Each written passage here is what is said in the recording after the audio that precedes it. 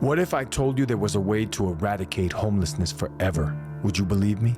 Well, there is. And while this extraordinary solution to end homelessness is present and working in hundreds of cities around the world, it's not in New York City anymore. Pathways saved my life. Having the house is the one thing, but the support, I probably wouldn't have got sober.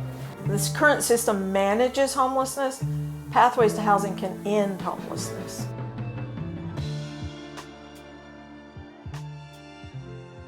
Housing First is an approach to ending homelessness, where the priority is giving someone who's living on the street housing first, with no preconditions. I'm a professor at the Silver School of Social Work at New York University. I've been doing research on homelessness for over 25 years. Housing First started in 1992 in New York City, and it was a response to a growing epidemic, as it was called, of homelessness on the streets of New York and other cities in the US.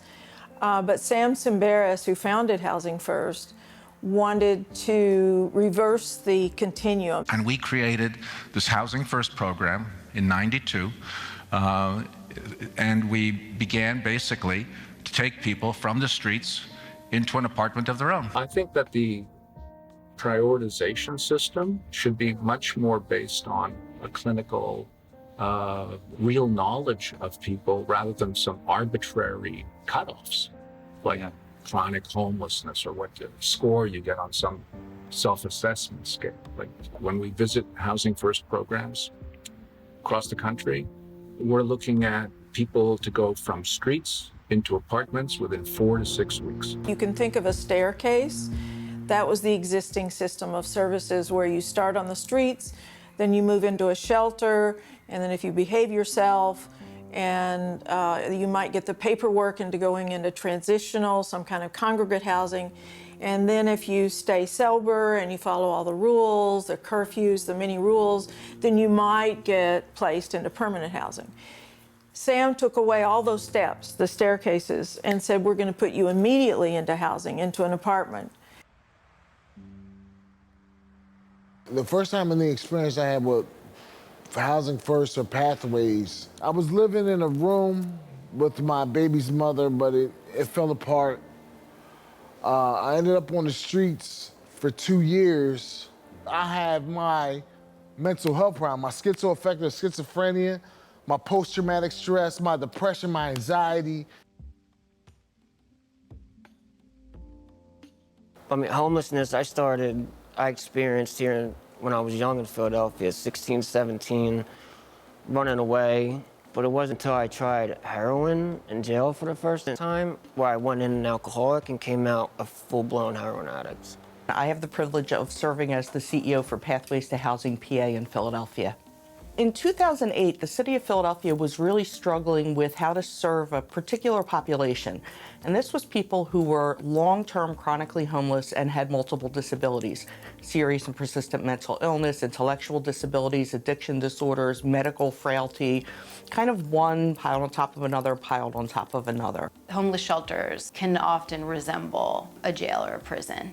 It's because we are warehousing people and we're not pursuing these more comprehensive solutions. A lot of the things I'm telling you are not known publicly because, at least in New York City, it's very hard. You can't get into a shelter. You can't talk to people in a shelter. I'm not pointing fingers necessarily. I'm just saying that I think they're under orders not to share what happens in these shelters or even in this system, which is this huge sprawling bureaucracy of how it's decided who gets into housing. I just think that's not public information, and they want to keep it that way.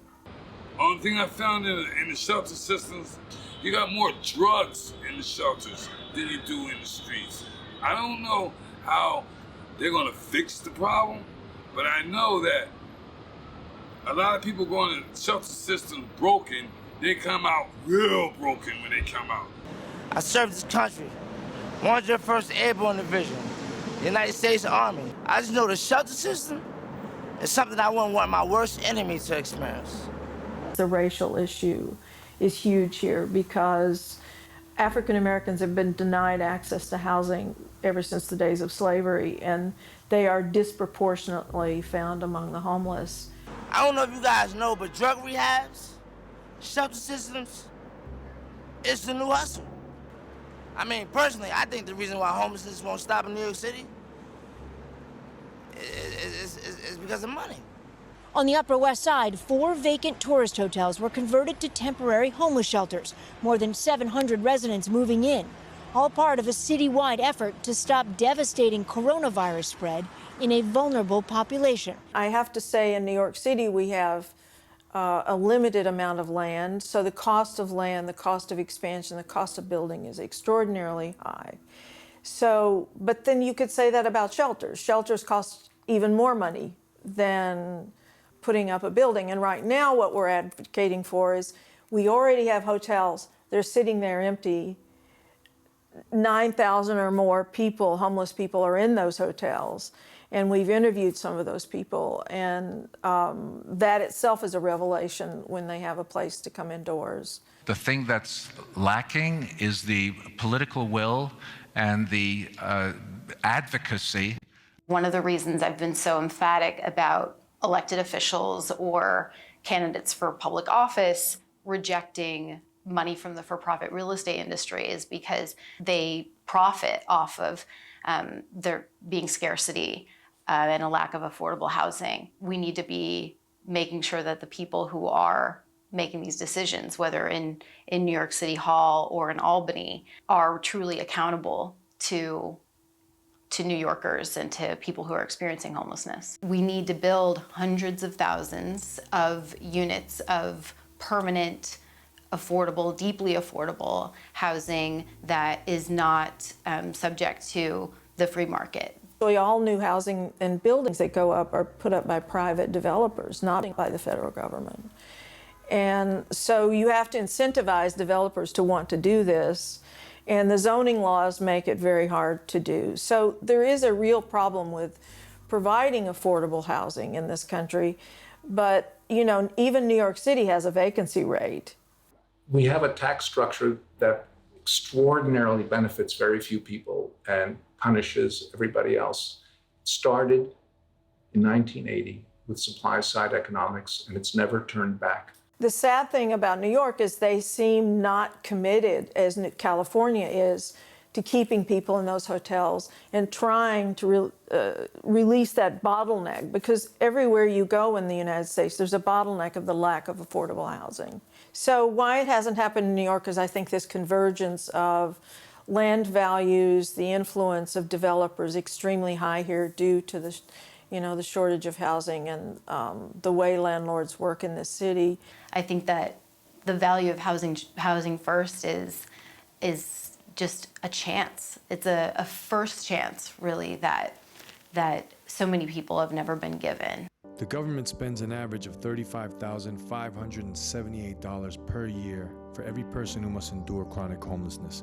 Multiply that by 580,000 people across the U.S., and you have a $20 billion budget.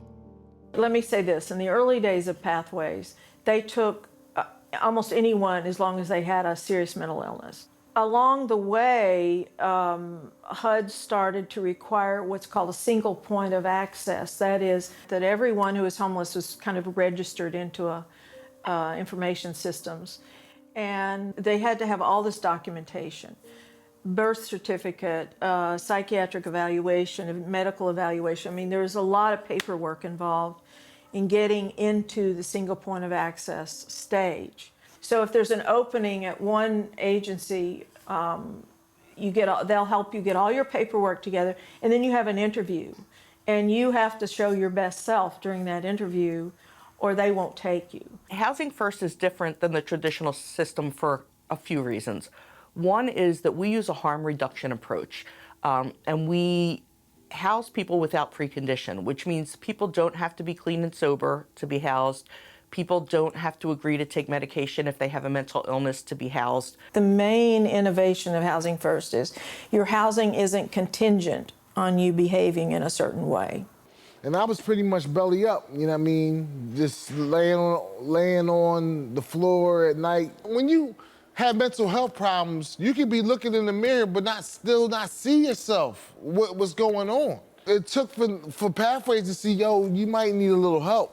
Pathways saved my life. My life before Housing First was everything you picture what homelessness is. Drug abuse, sleeping on the street, starvation, in and out of hospitals, rehabs, jail. Once you get that drug in you, you could give a shit if you're on the street. I could even go to jail. I wouldn't even care being in jail if I had that back then, you know? If I had a bundle of dope a day. It's everything that you associate or hear what homelessness is. No friends, no family, no. It's scary, you know, it's scary. After a while, I was like, I don't want to do this shit anymore, you know? First time I experienced homelessness was actually when I turned 18. The lady that adopted me, her name was Margie Jackson. I don't know about if you know about our culture as African Americans, but once you hit a certain age limit, there's no more staying with mommy and daddy. You gotta go. Imagine celebrating holidays by yourself, Thanksgiving, Christmas. Cook a whole Thanksgiving meal by yourself. And eat every drop of that mother by yourself.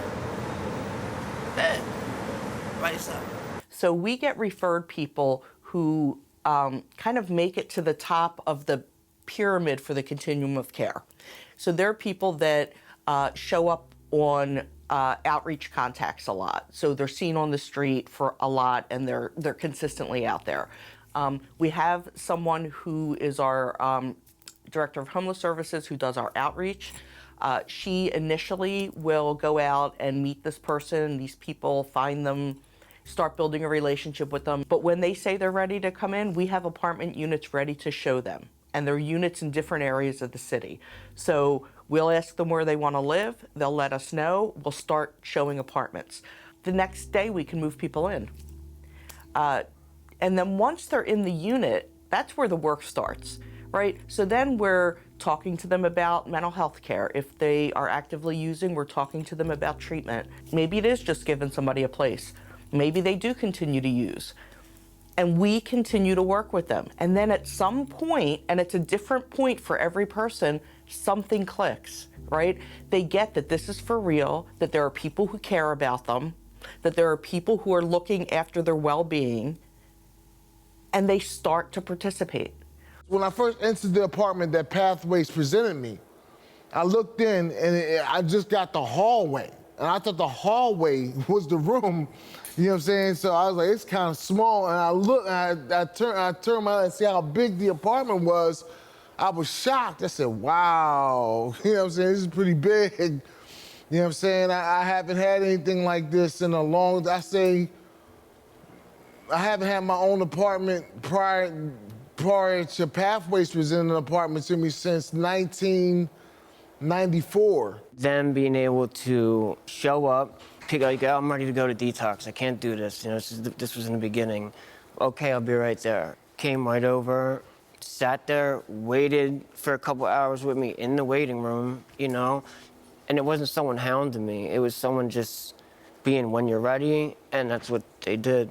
When I was ready to go, they made it so much easier. There's a couple times that Pathways had to 302 me, you know what I'm saying? So, because like I said, in that first 2 years, and if they didn't 302 me, I'd probably still be messing up.